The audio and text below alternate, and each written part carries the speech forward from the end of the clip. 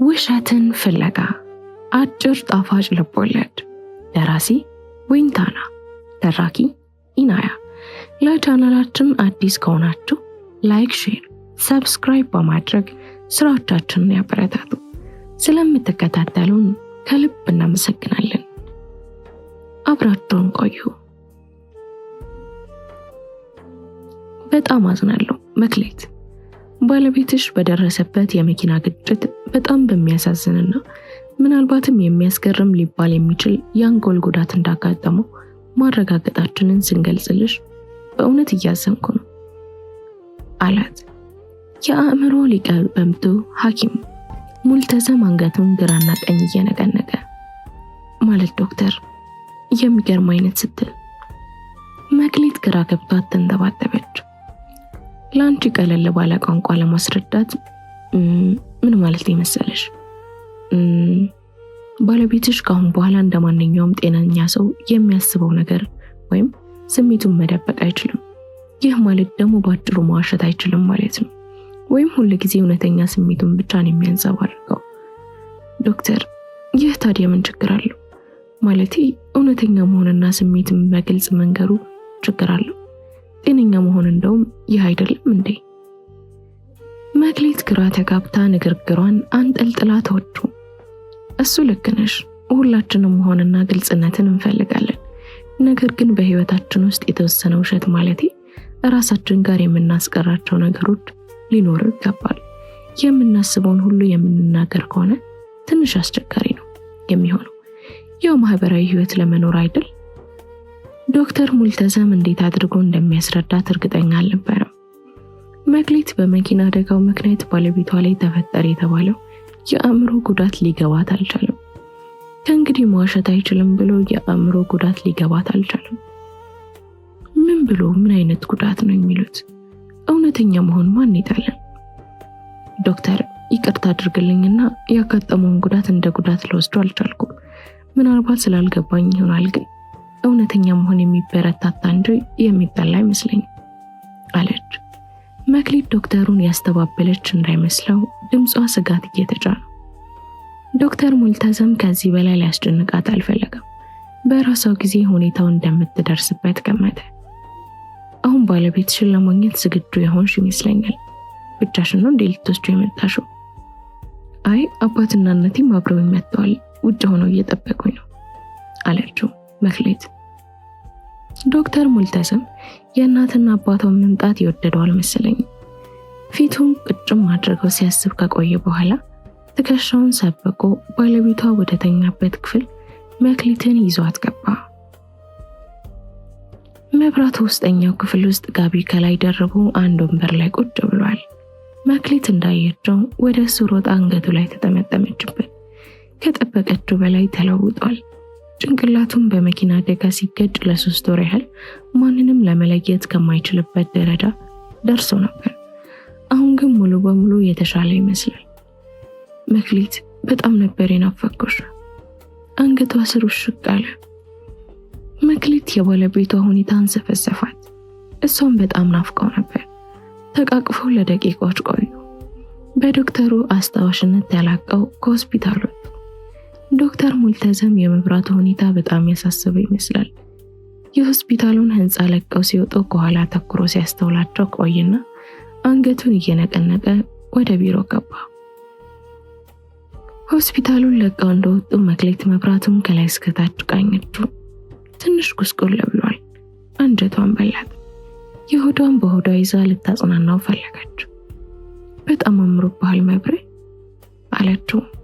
አዋ ያው ተኝተን ይህን ሾርባ እየጠጣን አላት በግድ የለሽነት። እኔስ ተለወጥኩ አለችው። መብራቱ ከላይ እስከታች ቃኘትና ምንም አትይም፣ ግን ቦርጭ ጀመርሽ። በዚያ ላይ ቁመትሽ አጭር ስለሆነ እርጉዝ አይጥ መሰልሽ አላት ኮስተር ብሎ። መክሌት እየቀለደ መስሏት መጀመሪያ ፈገግ አለች። ፊቱ ላይ ቀልድ ስታጣ ግን ድንግጥ አለች። ይህን አልነበረም የጠበቀችው። የዶክተር ሙልተዘም ማስጠንቀቂያ በጆሮዋ ማቃጨል የጀመረው በዚህ ጊዜ ነበር። እማና አባኮ ክበቡ ጋር እየጠበቁን ነው። እንዴት ናፍቀዋል መሰለ። በተለይ ማማን ናፈቀች። አለች መክሊት አይኑን በስስት እያየችው። እናትሽን ታያቸው፣ እንደውም አይናቸውን ባላይ ደስ ይለኝ ነበር አለ መብራቱ ክፍት ብሎት። ለምን የኔ ጌታ እንደ ልጇ እኮ ነው የምታይ። መክሊት የምትናገረው ጠፋባት። እኔ እንደ ልጃቸው አይምሰልሽ፣ እንደውም ልንገርሽ በጣም ባለጌ ናቸው። መብራቱ ፍጹም ሳይመነታ በእርግጠኝነት ነበር የሚናገረው። ማለት ምን ማለት ነው? መክሊት የሞቷን ጠየቀችው። ስንት ጊዜ መሰልሽ ያልሆነ ነገር እንድናደርግ ይጠይቁኝ። በእርግጥ እናትሽ ቆንጆ ናቸው፣ ግን ደግሞ በጣም ቅሌታም ናቸው። እኔማ የልጇ ባል አይደለሁም ወይ እንዴት እንዲጠይቁኛል ስላቸው ምን እንዳሉኝ ታውቂያለሽ? እሱ የወጣችበትን ብቀምሰው ምን አለበት? ቀረብ ኃይሉኝ መሰለሽ? በጣም ያስጠሉኝ። አባትሽ ግን ደግና የዋህ ናቸው። አሁን እናትሽ ከዘበኛው ጋር ምን እንደሚያደርጉ ቢያውቁ ምን ይላሉ? ስልጨነቃለሁ። መክሊት ትንሽ ትንፋሽ አጠራት። ብላ መጮህ አማራት። እናትና አባቷ ከክበብ እነሱ ወዳሉበት ሲመጡ አስተዋለች። አባቷ መብራቱ የሚለውን ቢሰሙ የደም ብዛታቸው ተነስቶ እዛው ፍግም እንደሚሉ ጥርጥር የለው። ወደ እነሱ እየቀረቡ ሲመጡ የሆነ ነገር ማድረግ እንዳለባት አሰበች። መብራቱን እየተቻኮለች ከህንጻው ሁላ ወረደች። በጓሮ በኩል አድርጋ ወደ ዋናው መንገድ ወጡ። አንድ ከርሳሳ ሚኒባስ ታክሲ ሲመጣ ተመልክታ አስቆመችውና መብራቱን ወደ ውስጥ አስገባችው። ደንግጣለች። ነገር ዓለሙ ተደበላልቆባታል። ዶክተር ሙልተዘም ያሏት ነገር አሁን በደንብ ነው የገባት። በእናቷ ቅሌት ከማፈሯ የተነሳ ኢምንት ሆነች። መብራቱ ይህን ሁሉ ችሎ መቀመጡ ለሱ ያላት ክብር ቢያደርገውም ሁልጊዜ ወጣትነት በሚሰማት እናቷ ላይ ቅናት አይሉት ቁጣ ብቻ የሆነ የብስጭት ችቦ በጭንቅላቷ ውስጥ ተቀጣጠለ። አቶን የተሸከመችበት ያህል አናቷ ነደደ። እንዴት እንዲህ ታደርጋለች?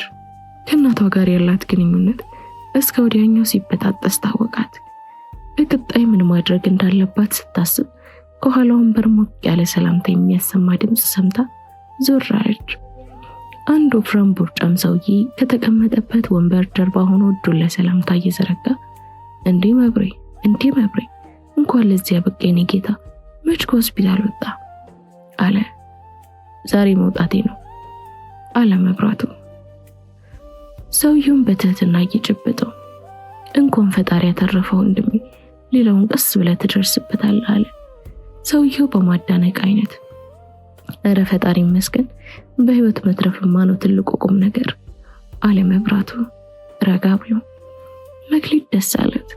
አነጋገሩ የተመጠነና የተረጋጋ መሆኑ ቅድም የተከሰተው አይነት ችግር አይደርስብን ብላ አሰበች። ነገሩ ሁሌም ላይከሰት ይችላል ብላ ደመደመች። ከሰውየው አነጋገር ከመብራቱ ጋር አንድ መስሪያ ቤት እንደሚሰሩ ገመተች። ስራ በቅርቡ ለመጀመር አስብ ታዲያ አለ። ሰውየው ወደ መብራቱ ጠጋ ብሎ እስቲ 1-2 ሳምንት ልረፍና አስብበታለሁ፣ አንተስ እየሰራህ ነው አለ መብራቱ። አዋ ይመስገን፣ መቼስ ኑሮ እንደምታይ ተወዷል፣ ዋናው ልጆቻችን አለመራባቸው ነው አለ ሰውየው ተለሳልሶ። አንተማ ተመስገን በል እንጂ ከአንድ ሙለስስ ቤት ከአዲስ አበባ ውስጥ አለ አይደል እንዴ? ለዛውም ጂፕላስ ቤቶች በየቦታው ያስከው መሬት። አይ መብራቱ፣ የዘመድ ንብረት ያንተ ሊሆን አይችልም እኮ አለ ሰውየው። ሌላ አካባቢ ሰው በአካባቢው እንዳለ ለማረጋገጥ እየተገላመጠና ተጨናንቆ፣ ኧረ ተው እንጂ የዘመድማ አይደለም ያንተ የራስህ ነው። እዛ ጉምሩክ ፍተሻ እየሰራ ኤክስፓየርድ ያደረገ ዘይት ለማስገባት ከአንዱ ነጋዴ ተስማምተ 10 ሚሊዮን ነጭ የለም እንዴ? እዛው ዲህ እኮ ነው ቀልቤ ብር ያልከው። መብራቱ ዘለቅ ላለ ጊዜ ሳቀ። የመብራቱን ንግግር በዛ ታክሲ ውስጥ ሲሰሙ የነበሩ ሰዎች ወደ ሰውየው ዞር እያሉ ገልመጥ አደረጉት። አንተ ነህ ለካ በማይረባ ዘይት ሆዳችን እያተራመስክ የምትገኘው። ቆይ ነብራየኝ በል፣ ደሞ እኛን መስሎ በታክሲ ይሳፈራል እንዴ? የሌባ አይነ ደረቅ እያሉ መሰለው ተሳፋሪዎቹ በውስጣቸው። ሰውየው ተጨነቀ። ሐሳብ ቢያስቀርልልኝ ብሎት ማና ረዳት የሶስት ሰው ሂሳብ እንካ ተቀበል ብሎ እጁን ሲዘረጋ መክፈሉን ነገረው። እንዴት ነው አሁንም ጉቦ እየበላህ ነው አለ። መብራቱ ወደ ሰውየው ዞሩ። ሰውየው በድንጋጤ አመዱ ቡን ብሎ ማን ያረዳት? ጫፍ ላይ ወራጅ አለ ወራጅ ብሎ ጮኸና መኪናው ሙሉ ለሙሉ ሳይቆምለት ታክሲው ወዛል ወረደ። መክሊት የምትገባበት ጠፋት። ተሳቀቀች። ዶክተሩ የነገራት ችግር እስከዚህ ደርሳል ብላ አልገመተችም። ሌላ ሰው እንዳያገኙ በሰቀቀን እየተጣደፈች እንደ ተሳቀቀች ከሰፈራቸው ደርሰው ወረዱ። ከታክሲ ቢወርዱም መክሊት ጭንቀቱ ከላዩ ላይ አልወረደም። የሰፈራቸው መግቢያ በሰቀቀን ቃኘች። በአጋጣሚ ብዙ የሚያውቁት ሰው አልነበረም። እፎይ እንዳለች ከመብራቱ ጋር እጅ ለእጅ እንደተያያዙ በሰፈራቸው መግቢያ ወዳለው ድልድይ መሄድ ጀመሩ።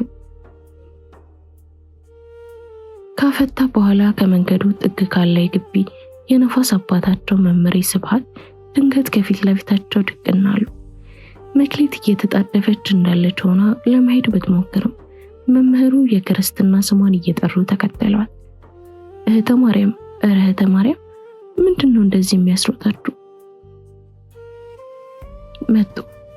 መምህሩ ብሎ መብራቱ ወደ እሳቸው ዞረ። መክሊት እየተሳቀቀች ወደሱ በግማሽ ዞረች።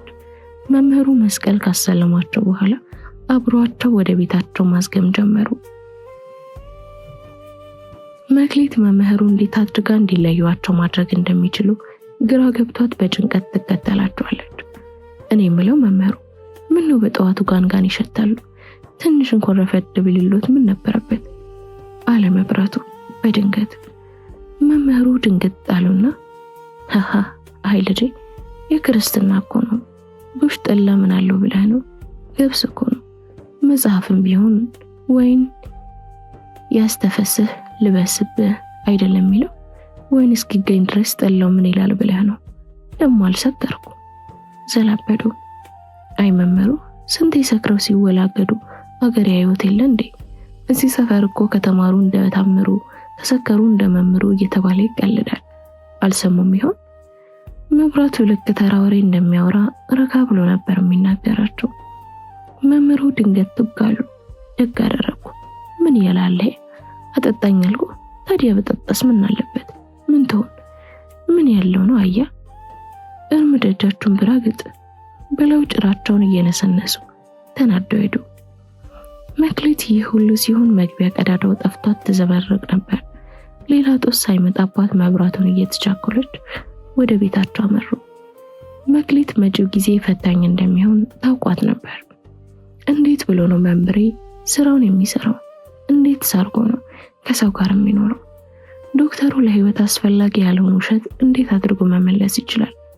በሐሳብ ባከነች። እንደ ሁሉ ጊዜው ተለባብሰው መኖርን እስኪለምድ የውሸት መሳቅ፣ የውሸት ማልቀስ፣ የውሸት ገብቶኛል ማለትን፣ የውሸት ጀግና ነህ ማለትን፣ የውሸት ታምራለሽ ማለትን መብራቱ እንደ አዲስ እንዲለምድ መክሊት የቻለችውን ለማድረግ ለራሷ ቃል ገባች። የውሸት ግሩም ግብዣ ማለትን፣ የውሸት የሚያደንቅ ሐሳብ ነው ማለትን፣ የውሸት ጥሩና ደግ ነህ ማለትን እስኪለምድ ስንት ዘመን ይፈጅ ይሆን? ሐሳቡ ራሱ እንደ ጭራቅ አስፈራራት። ውሸትን ፍለጋ ለማይጠረቃ ስጋ ምሽቱ እንዳይነጋ ሰርግ ድካም ውሸትን ፍለጋ። ውሸት ውሸት የህላዊ ካስማ የኑሮ መሰረት፣ የምሳሌ ቋርካ፣ የአብሮነት መቀነት። ኦ ውሸት የፍቅራችን የሳር አክሊል፣ የቃላችን የቅብት አክሊል፣ የሰላማችን የጭድቃና ያልጠና ነፍስ ጎተና። ኦ ውሸት የመከባበራችን የሸንበቆ ዋልታ፣ ይድረስሽ ከንቱ ውዳሴ ከጸልመትሽ ቦታ። ውሸት ተፈጸመ። ቻናላችንን ላይክ፣ ሼር፣ ሰብስክራይብ ማድረግ ቤተሰብ ይሁኑ።